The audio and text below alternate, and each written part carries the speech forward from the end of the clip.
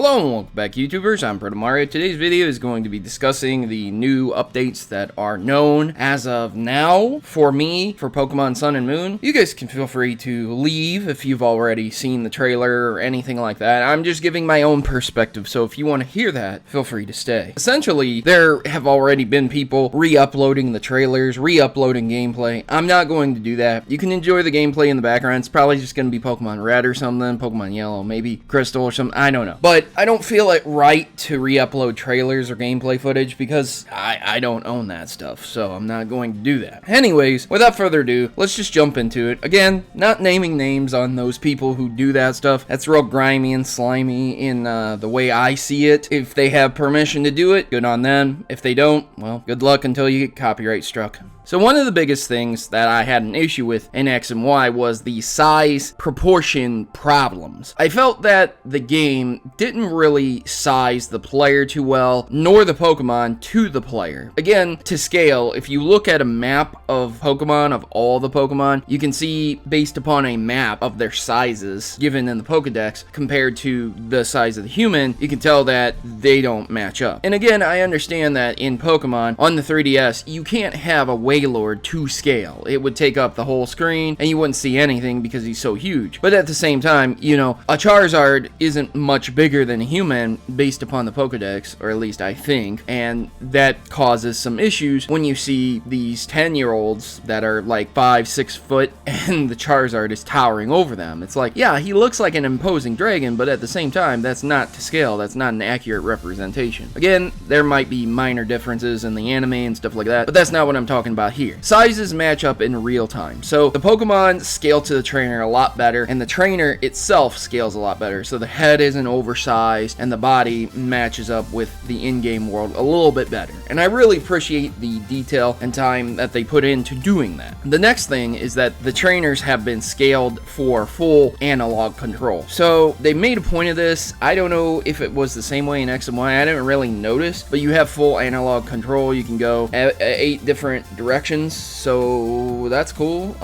It's not just limited to the D-pad, I guess. I don't know if this was a new feature or not. It doesn't seem like it was a new feature, but it's something they pointed out, so here I am talking about it. So when they started catching Pokemon, they made a point of talking about highlighted Pokeballs showing missing Pokemon. They said that this system has been implemented in the past, and yeah, it has for a long time. If you haven't caught a Pokeball will appear over its name, and it will be grayed out, and if you have caught the Pokemon, it will have a Pokeball that is colored in, and it differs in each variant of every game. You can see it on the Pokedex as well, but there will be a kind of like grayed out Pokeball next to him too, or multiple Pokeballs next to him, depending on if he evolves or if he has a line of some sort, like Eevee would have like 7 or 8 or 9 grayed out Pokeballs, depending on if they add another Eevee or something, you know what I mean? Depending on what Eevees are available for the area. And that would be that example. Or like a Charmander would have 2 grayed out Pokeballs because it evolves into Charmeleon and Charizard. So there you go. You caught Charmander, but you still have yet to acquire its evolution line. And that's what they were going for with that. So that was quite interesting, and I'm kind of happy to see that addition as well. The big addition was status drops and rises are now shown within the battle within a screen. Now they've made these changes to make this more new player friendly. I don't particularly like that, but at the same time I do like this addition. I feel like it's a welcome addition. I don't like games being catered to new individuals, new players. New players should get good. As they say in Dark Souls, get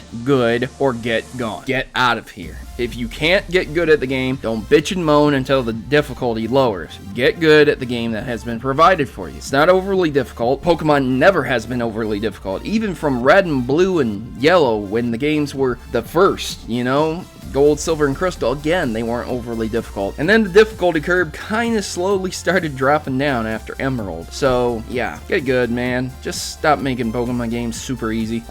Status drops and rises within the battle will appear on the screen, and you can check whether or not they get, you know, an attack drop, an attack raise, and you can see this with multiple arrows. You used to have to remember the 6 rule for basic drops and the 3 rule for for the more excessive drops. Like, if a Screech attack happened, that would be 3 off, and you could only do a Screech attack 3 times, because that's the maximum you could do. And then on a regular, like a Growl, that would drop it by 1, and you can do that 6 times. Same with Sand Attack, same with everything. So this system's been implemented so that you don't have to remember what's been raised and what's been dropped. This is pretty good for a battle system, but at the same time, it feels like it just takes off the tactical ability of a good player who can remember that versus a bad player who cannot. Again, it's kind of shitty to lose the battle because you forgot a status raise or drop, but at the same time, does that consist of your own skill falling into place or failing, or is that something that the game should make up for? It's a good question, and I hope to see your answers in the comment section below. Again, I'm not shitting on new players or anything, but at the same time, you have to understand, like, are you going to hold players' hands, or are you going to let them learn from their own mistakes? There's a new lighting system and shadow system put in place. Depending on the time of day, the shadow will go less or more, and it's more accurate. So, talking graphically speaking, a lot of this kind of stuff doesn't really play in part in the 3DS games. It's interesting to see a developer like this. I mean, they're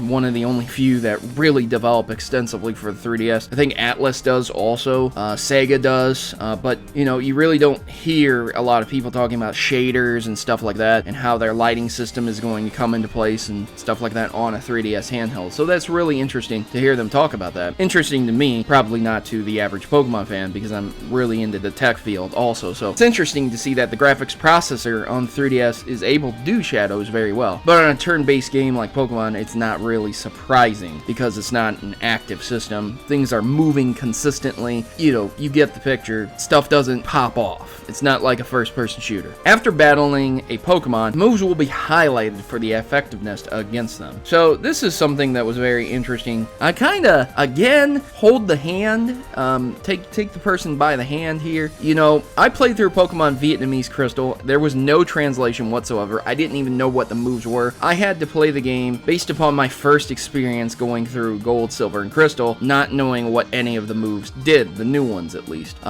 It was amazing and fun. It was one of the most fun experiences I ever had because I didn't know what the moves did. And you have to remember what the moves do. But now, because they have a new system in where you have the highlighted effectiveness of an attack against another Pokemon, the next time you meet them, you'll just know, oh, this attack's good against this Pokemon. Obviously, it's a fire type. But then you could have deduced that by the attack you used against it when it's super effective. It's not that difficult, and it removes the element of strategy. Again, it holds your hand, and I really, really dislike that. I think that's absolutely terrible. It's probably great for new players, but it's terrible for veteran players wanting a challenge. I don't want to be told which move is going to work the best. I don't want to be told what this Pokemon's type is. I want to discover this stuff on my own and have fun. I want to go into this blind and have a good time. Perhaps I shouldn't have watched the gameplay or the trailer or the updates for this, but at the same time, it's kind of what I do on YouTube, so I'm only hurting myself if I don't. After that, they proceeded to show a new 4v4 Battle Royale mode, so you'll be able to go into like an arena type thing. I'm not sure why it was a wrestling arena, but I guess that's what it is. And they said that you're going to be able to battle 4 Pokemon versus 4 Pokemon. Now this is going to be an odd thing because at any given point, everyone could gang up on one enemy and that would be it. The enemy would lose. Despite having a distinct advantage over the 3 Pokemon, those 3 Pokemon will more than likely have at least one attack that is decently effective against the enemy and will be able to knock them out in seconds. So it seems like this wouldn't be the best idea for a battle mode, but hey, if it works, it works. It might just end up being one of those odd battle modes that gets lost in the battle resort or whatever. Custom clothes are going to be permitted once again. They didn't go into detail on what or how, but they did point out that the trainers have different clothing on. So you can see throughout the story, they changed their clothes a couple times, and they didn't show it at E3, they didn't show it during the gameplay, but it was there. So I don't really know if you're going to have an in-depth custom clothes system. Not that I friggin' care though. I mean, honestly, man, I just don't care about that stuff. I care about playing the game. I care about Pokemon. And I understand that clothing and stuff like that is a big thing in certain RPG games, like Fallout or Skyrim or, you know, whatever, like some MOBAs even. But this is Pokemon, and I don't care about that. It's never been a big thing for me. me, and I rarely ever encounter people online anyways. So, what's the takeaway? Do you think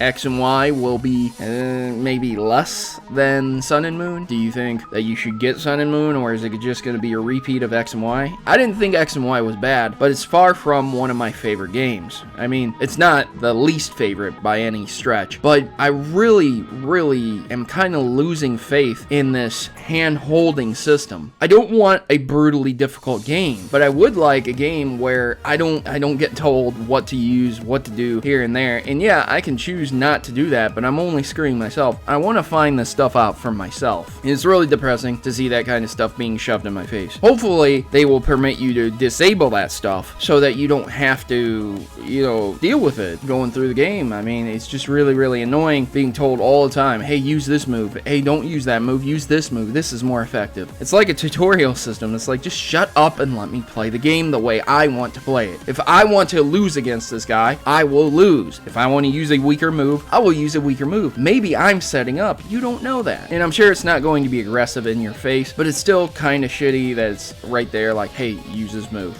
Just like, come on, man. So I'm not talking shit. I'm really not. I think it's really good, really great for new players, but for veteran players, probably not going to do anything for you. The Pokemon that were shown was like a weasel kind of Pokemon, a muskrat maybe. They had a woodpecker, and of course they had the starters, and that was about it. They didn't have a lot of different Pokemon. They did have some Pokemon from previous generations like Ladybay or Ladybug, and yeah, that's it, ladies and gentlemen. Those are my takes on the E3 gameplay of Pokemon Sun and Moon. Once again, ladies and gentlemen, if you enjoyed my video, please give me a big fat like, because this is a saturated market. Everyone and their mom's probably doing Pokemon videos. It's one of the most popular game franchises, and of course there's going to be everyone doing the videos. You'd have to be insane not to do the videos, but at the same time, I really would appreciate you guys giving me a thumbs up and helping me out here. It really does help me when you share my videos, and so if you know someone who's a fan of me or likes Pokemon, just share my video with them. Thanks for watching, ladies and gentlemen, and I've been your host, Protomario, and I'm signing out. As always, good gaming, and God bless.